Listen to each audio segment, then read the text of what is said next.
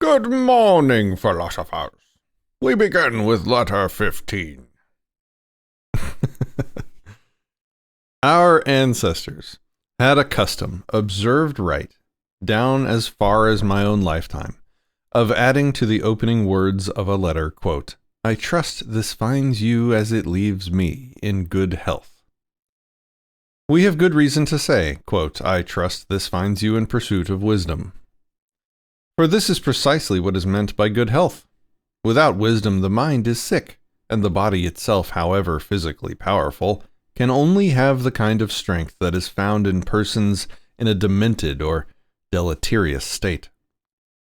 So this is the sort of healthiness you must make your principal concern. You must attend to the other sort as well, but see that it takes second place. It won't cost you any great trouble if good health is all you want. For it is silly, my dear Lucilius, and no way for an educated man to behave, to spend one's time exercising the biceps, broadening the neck and shoulders, and developing the lungs. Even when the extra feeding has produced gratifying results and you've put on a lot of muscle, you'll never match the strength or the weight of a prize ox. The greater load, moreover, on the body is crushing to the spirit and renders it less active. So, keep the body within bounds as much as you can, and make room for the spirit. Devotees of physical culture have to put up with a lot of nuisances. There are the exercises, in the first place, the toil involved in which drains the vitality and renders it unfit for concentration, or the more demanding sort of studies. Next, there is the heavy feeding, which dulls mental acuteness. Then there is the taking on as coaches of the worst brand of slave, persons who divide their time between putting on lotion and putting down liquor, whose idea of a well-spent day consists of getting up a good sweat and then replacing the fluid lost with plenty of drink, all the better to be absorbed on a dry stomach. Drinking and perspiring, it's the life of a dyspeptic. Never heard that word before. Dyspeptic. I'm looking it up. I'm doing it. I'm looking it up. Dyspeptic.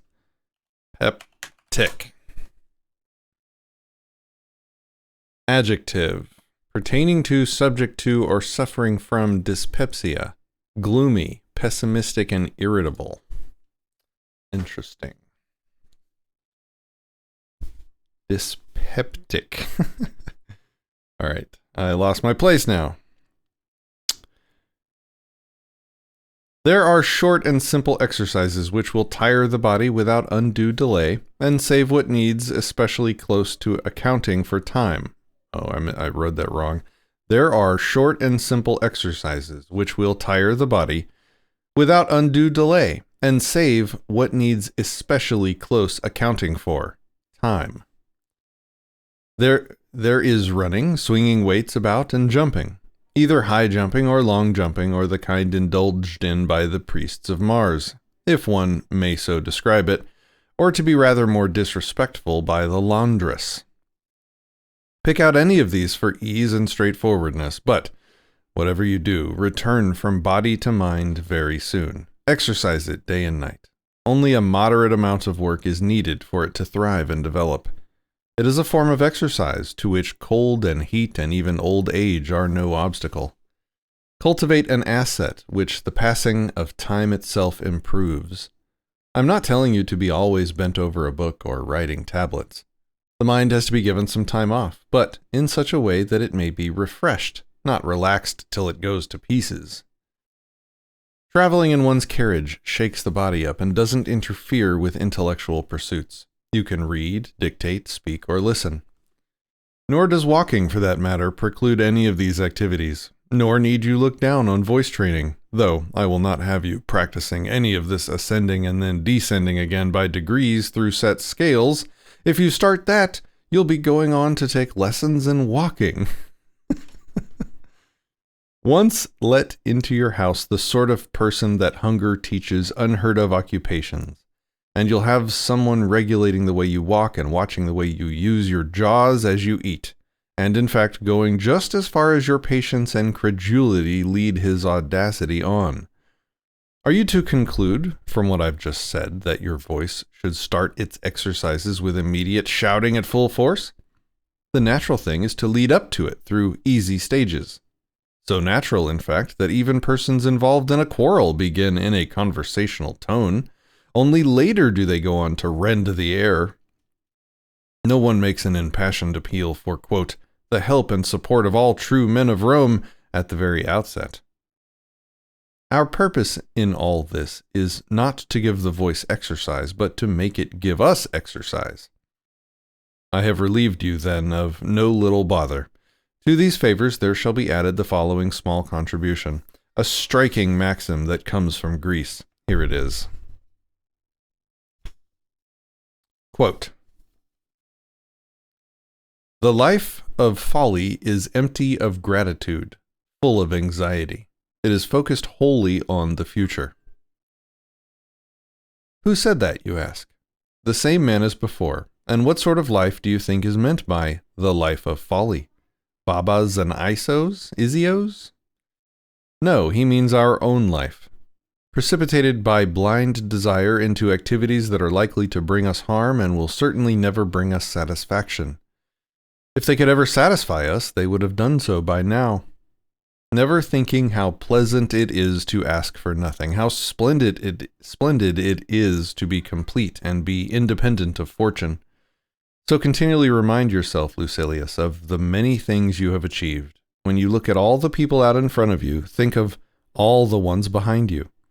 If you want to feel appreciative where the gods and your life are concerned, just think how many people you've outdone. Why be concerned about others? Come to that. When you've outdone your own self.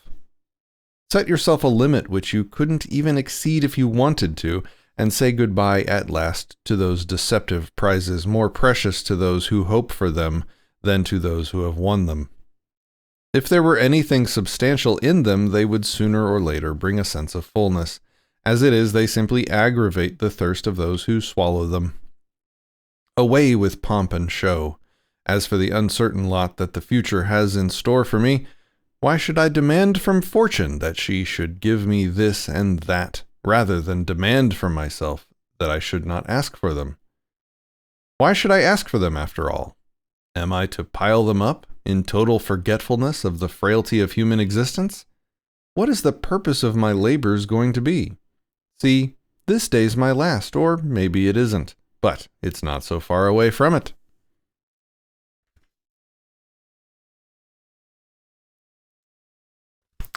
Letter 16.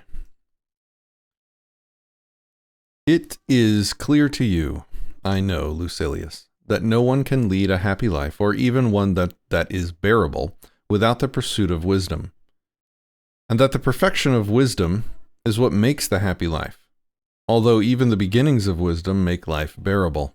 Yet this conviction, clear as it is, needs to be strengthened and given deeper roots through daily reflection.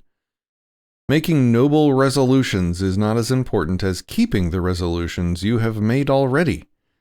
You have to persevere and fortify your pertinacity until the will to good becomes a disposition to good. So you needn't go in for all this long-winded protestation or say any more on the subject. I'm well aware that you've made a great deal of progress. I realize the feelings that prompt you to put these things in your letter, and there is no pretense or speciousness about them. But, to give you my honest opinion, at this stage, although I have great hopes of you, I do not yet feel quite confident about you. And I should like you to adopt the same attitude. You've no grounds for forming a ready, hasty belief in yourself. Carry out a searching analysis and close scrutiny of yourself in all sorts of different lights. Consider above all else whether you've advanced in philosophy or just in actual years. Philosophy is not an occupation of a popular nature, nor is it pursued for the sake of self-advertisement. Its concern is not with words, but with facts. It is not carried on with the object of passing the day in an entertaining sort of way and taking the boredom out of leisure. It molds and builds the personality, orders one's life, regulates one's conduct, shows one what one should do and what one should leave undone, sits at the helm and keeps one on the correct course as one is tossed about in perilous seas. Without it, no one can lead a life free of fear or worry. Every hour of the day, countless situations arise that call for advice, and for that advice we have to look to philosophy. Someone may say, quote, what help can philosophy be to me if there is such a thing as fate? What help can philosophy be if there is a deity controlling all? What help can it be if all is governed by chance? For it is impossible either to change what is already determined or to make preparations to meet what is undetermined. Either in the first case, my planning is forestalled by a god who decrees how I am to act, or in the second case, it is fortune that allows me no freedom to plan. Whichever of these alternatives, Lucilius, is true, even if all of them are true, we still need to practice philosophy. Whether we are caught in the grasp of an inexorable law of fate, whether it is God who, as Lord of the universe, has ordered all things, or whether the affairs of mankind are tossed and buffeted haphazardly by chance, it is philosophy that has the duty of protecting us. She will encourage us to submit to God with cheerfulness and to fortune with defiance. She will show you how to follow God and bear what chance may send you. But I mustn't pass on here to a discussion of the problem what is within our control if there is a governing providence, whether we are carried along and meshed in a train of fated happenings, or whether we are at the mercy of the sudden and the unforeseeable. For the present, I go back to the point where I was before, to advise and urge you not to allow your spiritual enthusiasm to cool off or fall away. Keep a hold on it and put it on a firm footing, so that what is at present an enthusiasm may become a settled spiritual disposition. If I know you, you'll have been looking around from the very start of this letter to see what it's going to bring you by way of a little present. Search the letter and you'll find it. You needn't think my kindness all that remarkable. I'm only being generous still with someone else's property. Why, though, do I call it someone else's? Whatever is well said by anyone belongs to me. Here is another saying of Epicurus, quote, if you shape your life according to nature, you will never be poor. If according to people's opinions, you will never be rich. End quote. Nature's wants are small, while those of opinion are limitless. Imagine that you've piled up all that a veritable host of rich men ever possessed. That fortune has carried you far beyond the bounds of wealth so far as any private individual is concerned, building you a roof of gold and clothing you in royal purple, conducting you to such a height of opulence and luxury that you hide the earth with marble floors, putting you in a position not merely to own, but to walk all over treasures. Throw in sculptures, paintings, all that has been produced at tremendous pains by all the arts to satisfy extravagance. All these things will only induce in you a craving for even bigger things. Natural desires are limited. Those which spring from false opinions have nowhere to stop, for falsity has no point of termination. When a person is following a track, there is an eventual end to it somewhere, but with wandering at large there is no limit. So, give up pointless, empty journeys, and whenever you want to know whether the desire aroused in you by something you are pursuing is natural or quite unseeing, ask yourself whether it is capable of coming to rest at any point. If after going a long way there is always something remaining farther away, be sure it is not something natural. Be sure it is not something natural. Okay. All right. That was the end of that one. We will begin letter, what is that? 5, 6, 7, 8. I'm working on my Roman numerals again. 18 is next.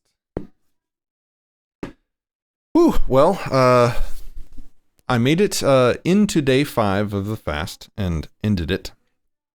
I chose to end it because I started to get sort of flu-like symptoms and a complete inability to concentrate on anything at all. And I have some very important sort of life negotiations that I'm making with people right now that I really needed to be clear-headed for. Like decisions that are going to affect potentially the next 5 to 10 years of my life or more. And my commitment to my family and myself and those next 10 years needed to override my commitment to defeat 2 more days of fasting. There was something weird yesterday. Like, it was like flu-like symptoms. It was a whole different, each day of fasting just was totally different. And I was surprised by that. I kind of went over it yesterday, so I won't again, but yesterday was just miserable. Like, it was like my brain was barely connected to my body. It was just, I was so floaty headed out of it. Oof. So I broke my fast, made it 5 days, which is 3 days longer than the last time I tried this. So I'm happy with myself. A little disappointed that I didn't make 7, but 7 is a really long fast. So we'll see. Maybe next time. I'm happy with 4 days starting the 5th day. Anyway, what am I thinking about today? I need to sort of get my stuff back together. This fasting thing really kind of took over my life and my brain space for a while. So I'm going to be sort of reorganizing and getting things back on track today, I think. I think that's what I'm working on. All right, guys. Have a great day.